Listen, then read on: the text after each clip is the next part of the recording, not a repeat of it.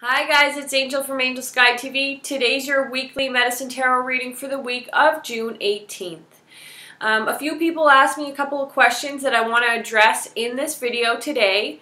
One of them was, do I script what I'm going to say, or do I have a prior message to bring before I start my video?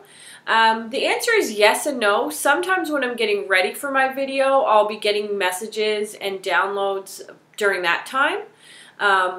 Other times I'm completely going off whatever comes up during the video. Same way that I work when I work with clients one-on-one is whatever comes up in that moment is what I say. I don't really call myself a channel, but that's what I'm doing, is I'm channeling messages. Sometimes they come to me through my third eye. I'll see visions. I don't always know what they mean. They'll be symbols.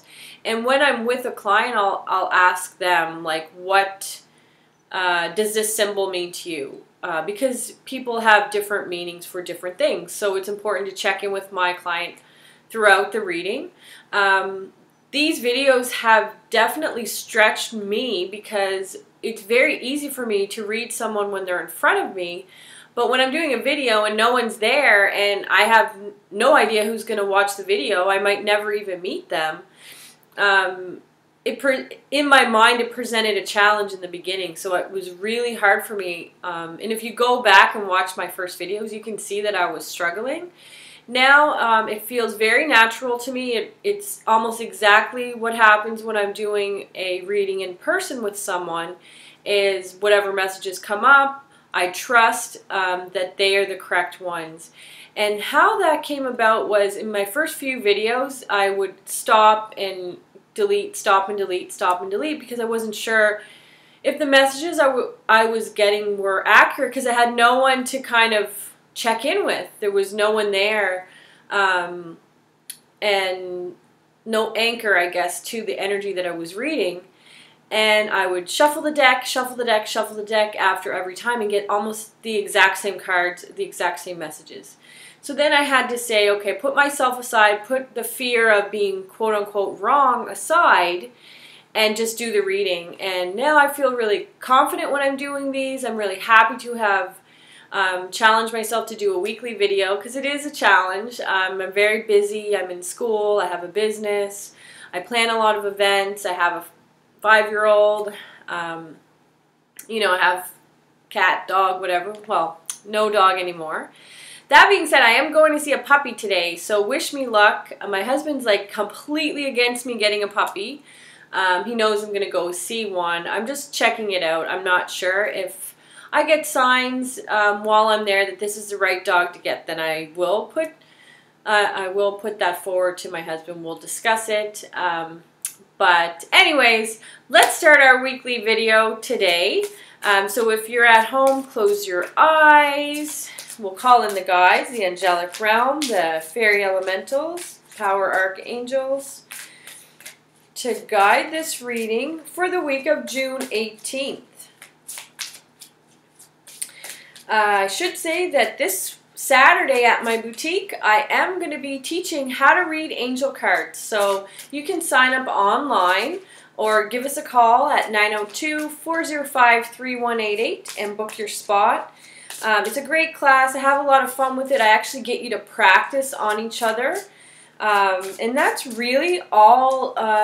Everyone is psychic. I don't care what anybody says. Some people are obviously better at it than other people, and that's simply because they've spent the time practicing. And that's what I do. I practice every single day.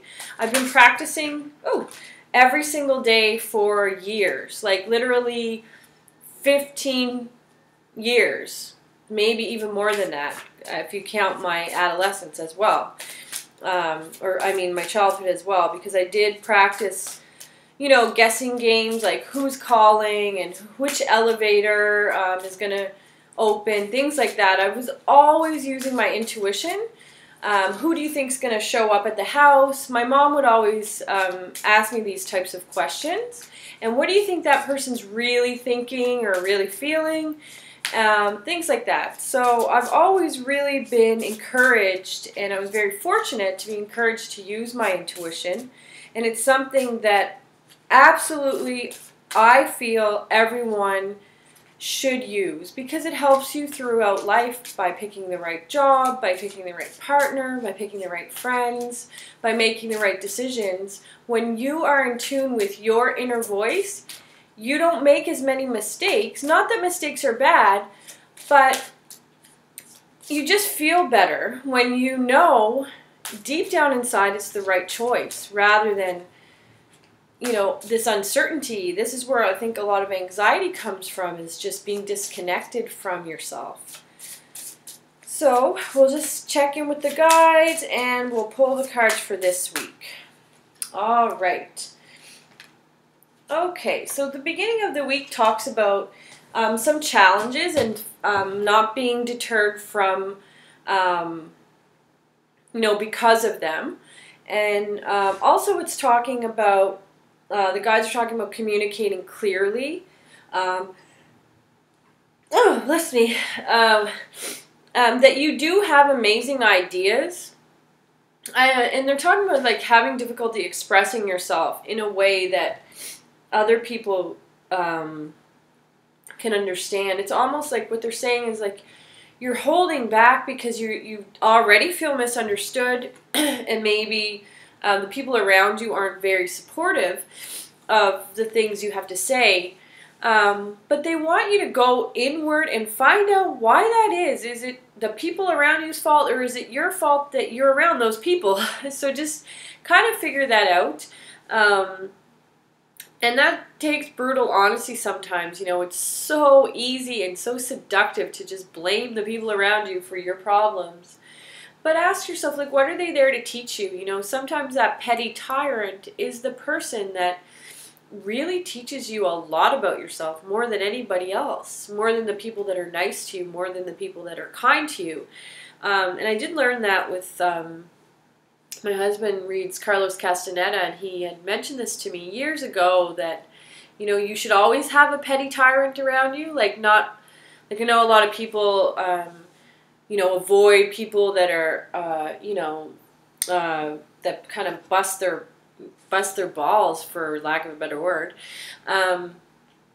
But sometimes those people in your life are actually the ones that like really, really stretch you. They really teach you like who you are and who you're not, simply by their bad behavior. And by keeping those petty tyrants close to you, you can really like learn a lot about yourself. And that's what the guides are talking about today, is learning your strength by not being so victimized by the people that are in your life that aren't treating you properly, that might be disrespecting you in some way, shape, or form.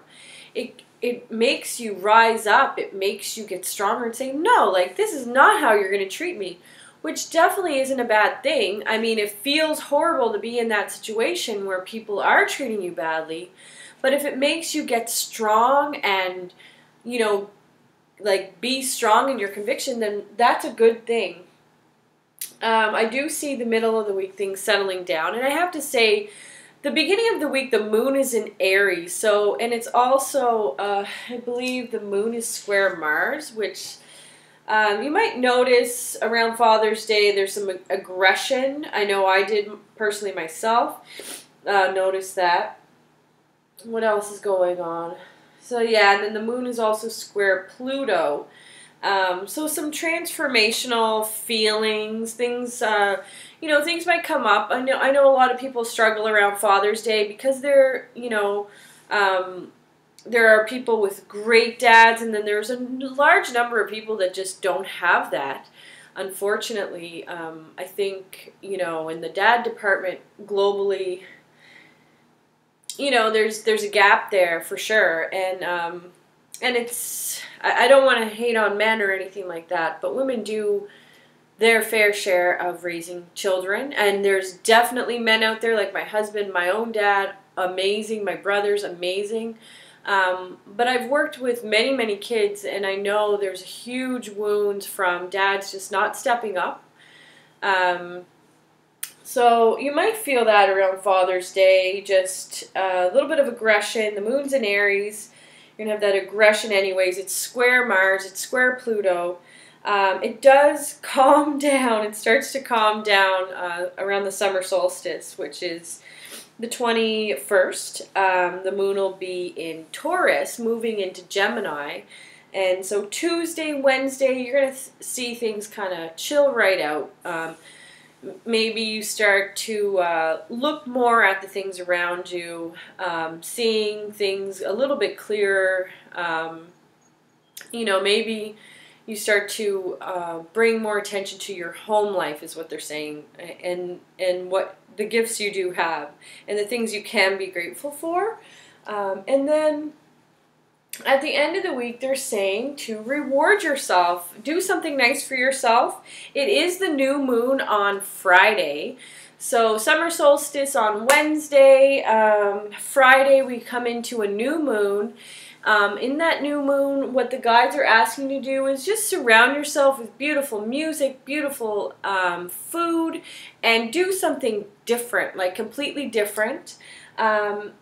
Like celebrate your successes, I guess. And I know for a lot of you it's graduation time or a time of endings. Like for example, myself, I'll be finishing up my first year of acupuncture. Friday is literally my last day of my first year of acupuncture. So it's very exciting. I completed my first year. I absolutely loved it.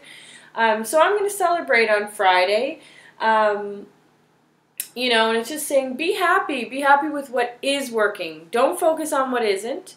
And this is very common knowledge nowadays. The law of attraction. Everybody and their dog knows about it. So I'm not saying anything new, but the guides are saying to do just that. It's not just fluffy new age stuff. Focusing on what you do want does bring more of what you want.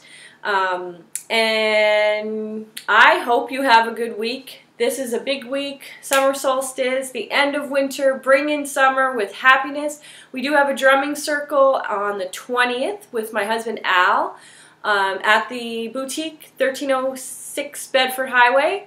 So you're welcome to drop in. There's no registration required. You can just drop in, and it's by donation, so whatever you want to give.